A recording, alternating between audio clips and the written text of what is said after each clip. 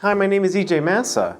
The Christmas tree, the symbol of the holiday. Started by the Germans in the 16th century and famously brought to England by Queen Victoria in the 18th century, spreading the tradition throughout the West. So I thought with something with such a rich history and symbolism, what if I boil all the blood out of it and ferment the liquid that's left behind? What, nobody else had that thought? Did you know that spruce trees are edible?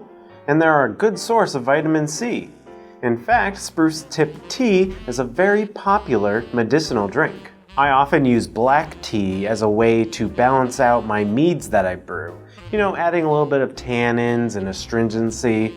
So I thought if I use spruce tip tea in a larger scale with the mead, maybe that would have a great result. So that's what I'll do. I'll brew a spruce tip mead and I'll bring it over to my friends at Red Cow Entertainment and see what they think of it. Personally, I can't think of anything more Christmassy than making a beverage made out of Christmas trees. Mead is honey wine, and you can't have honey wine without honey. 3 pounds of it to be exact, in this 1-gallon brewing vessel. For the spruce, I'm using a 1-pound bag of spruce tips I ordered from the website spruceontap.com, and these specifically are from Colorado spruce trees and Engelmann spruce trees. If you want to forage for your own spruce tips, wait until the spring. Go to a spruce tree and harvest the new growth, because that tastes the best. Just be very sure what you're harvesting is actually a spruce tree, as some trees look similar and are poisonous. Do your research.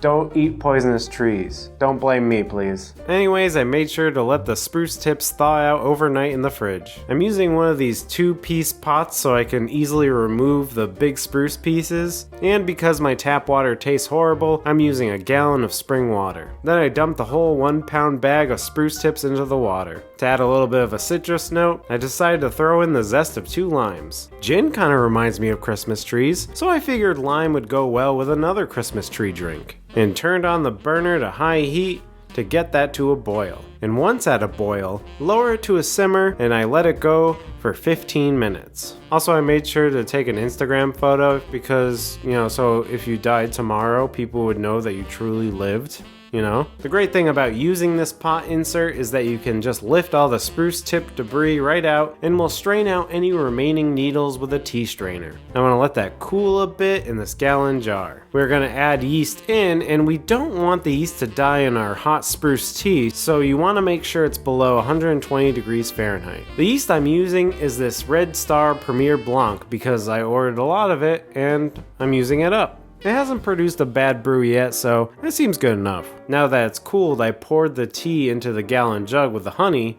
halfway up. Put the cap on, gave it a shake to dissolve the honey, poured in some more, and that seems like the right amount of headspace. For fun, I decided to try some of the leftover tea that didn't fit in the jug, and wow, it's extremely refreshing. It's got an interesting character to it. Great citrus flavor too.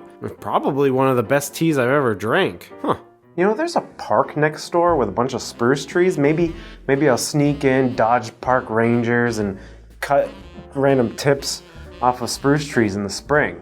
These are the kinds of crimes I do. I'm a spruce thief.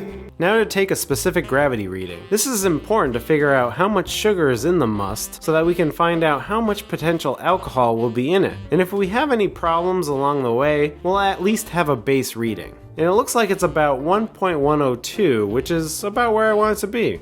Then I added in half of that yeast packet, gave it a shake, make sure to dry the opening and put an airlock in filled with the sanitation liquid. And there we go. Oh wait, my whiskey glass is in the shot. Anyway, there we go. Now to put it in my spooky basement so it can ferment for about a month. And you can see it bubbling away a few days later. Bloop. I love the bloops. 5 weeks later, and things seem much less active. I was gonna check it earlier, but I got busy. You don't really have to rush this stuff anyways, go at your own pace. I'll take another specific gravity reading, and it's 0.998, which is bone dry, but that's the way I like my wines. Let me taste some to make sure it's not poison, especially because I'm bringing it to my friends. All right, I have my sample of spruce mead. Let's give it a sniff. It smells delightfully of spruce. Let me have a taste.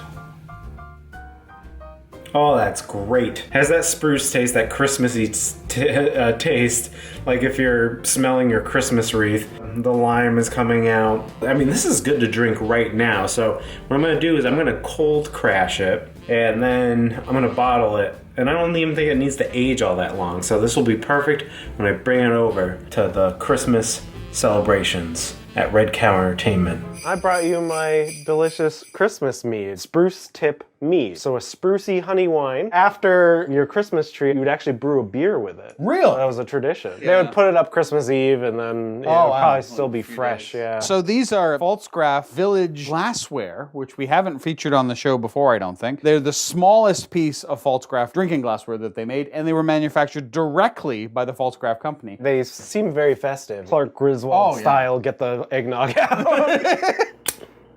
Whoa. It's the first time it's been opening, so it's been aging in the bottle a little. Maybe it's like a month. It smells of beer to me. I can smell like a green smell. Like it smells green. Yeah. Maybe not specifically spruce, but definitely smells green. All right. Cheers. Whoa. It's interesting. It hits the nose. There's no sweetness in it, or very little. It's dry. Now I'm getting the spruce. Merry Christmas! Merry Christmas! Hi, Gloria! It reminded me of like a slight beer flavor. Yeah.